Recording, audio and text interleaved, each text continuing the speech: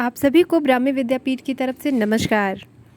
आज जो है वो 13 मई है और आज के दिन हमारे प्राइम मिनिस्टर नए जो प्राइम मिनिस्टर चुने गए हैं मोदी जी, वो इटली की यात्रा पे रवाना हो चुके हैं। और भारत का जो ये विज़िट है इटली को लेकर के, वो एक इटली स्पेसिफिक विज़िट ना हो कर के G7 में शिरकत करने के लिए हमारे प्राइम मिनिस्टर इटली को विज़िट किए हैं।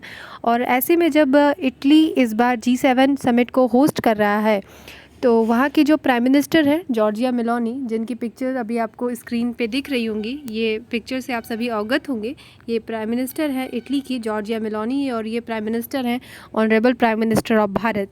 तो ऐसे में जो पीएम मोदी की ये विज़िट है और इस विज़िट को लेके प्राइम मिनिस्टर मोदी का ये इंस्टांस है कि इन्होंने कहा है कि उन्हें गर्व है, glad that my first visit in the third term is to Italy.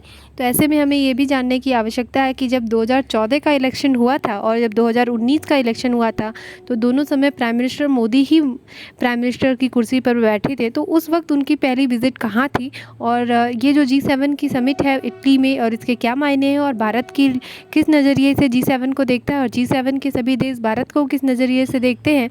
क्योंकि आप सभी को पता है पिछले कई सालों से जब भी G7 की समिट होती है, चाहे वो USA में हो, फिर चाहे वो जापान में हो या फिर वो फ्रांस में हो, हर बार भारत को एज अ चीफ गेस्ट पिछले कई सालों से आमंत्रित किया जा रहा है।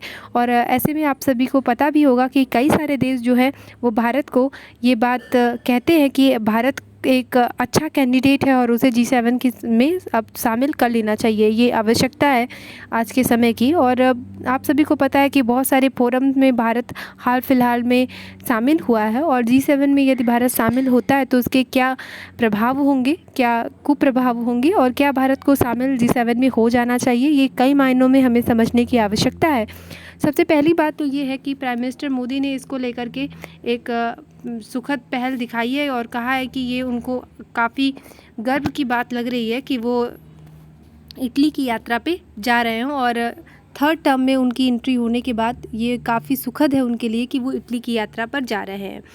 तो प्राइम मिनिस्टर मोदी जो है वो G7 के लिए रवाना हो चुके हैं और ऐसे में उन्होंने कहा है कि जिन मुद्दों पे सबसे ज़्यादा उनका फोकस होगा कि वो G7 की समिट में बात करेंगे, वो मुद्दे उनके हिसाब से जो हैं वो उनके हिसाब से वो मुद्दे होंगे आर्टिफिशियल इंटेलिजेंस, एनर्जी, अफ्रीका और मेडिटेरेनियन, है ना।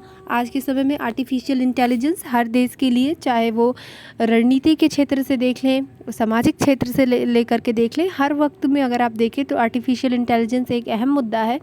वो दोनों ही तरीके से उसके बहुत सारे अच्छे प्रभाव हैं और बहुत सारे कुप्रभाव हैं, तो उस मुद्दे पे बात होगी। इसके अलावा अफ्रीका एक ऐसा एजेंडा होगा क्योंकि अफ्रीका कंटिनेंट पे काफ़ी ज़्यादा जो रणनीतिक सहयोग है इटली और भारत के बीच में होना बहुत ही ज़्यादा आवश्यक है, तो उस मुद्दे पे भी बात होगा। इसके अलावा मेडिटेरेनियन सी और इंडियन ओशन पे भी बात होगा और ऐसा पीएम मोदी ने कहा है।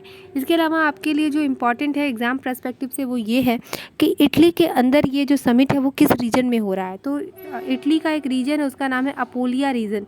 तो अपोलिया रीजन के अंदर में जो ये समिट है वो हो रहा है। इसके अलावा अगर आप लोग देखें तो 2014 में जब प्राइम मिनिस्टर मोदी पहली बार भारत के प्रधानमंत्री बने थे, तो उस वक्त उनकी पहली विज़िट जो थी वो पड़ोसी पहले नेबर फर्स्ट पॉलिसी के अंतर्गत भूटान को हुई थी। तो पहली समिट थी वो भूटान को हुई थी।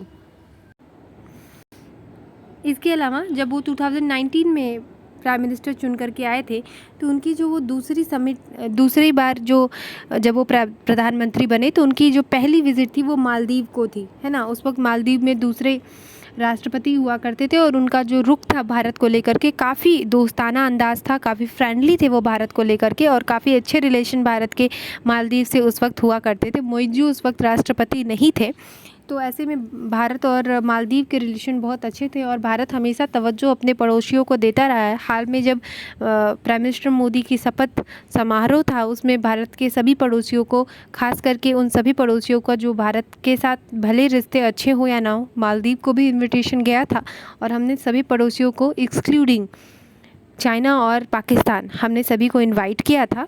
और जो स्वेरिंग सेरेमनी थी उसको लेकर के काफ़ी दुनिया भर में भारत की जो है वाहवाही हुई और एक बहुत ही अच्छा शपथ समारोह संपन्न हुआ भारत में, और इसको लेकर के पड़ोसी देश भी काफ़ी खुश नज़र आ रहे थे। तो ये था कुछ भारत के प्राइम मिनिस्टर की समिट को लेकर के हमारा एक एक्सप्लेनेशन। मुझे उम्मीद है आप लोगों को इससे बहुत कुछ सीखने को मिला होगा। जो चीज़ें इम्पॉर्टेंट है, जैसे ये G7 समिट इटली में हो रहा है, वहाँ की प्राइम मिनिस्टर कौन है, कौन से रीजन में हो रहा है। इसके अलावा प्राइम मिनिस्टर मोदी की पहली विज़िट कहाँ पे थी, तो इटली उसका जवाब होगा। G7 समिट कहाँ पे हुआ, इटली, वो उसका आंसर होगा। इसके अलावा किन किन मुद्दों पे बात हो रहा है, तो ये सभी सवाल आपके लिए इम्पॉर्टेंट है।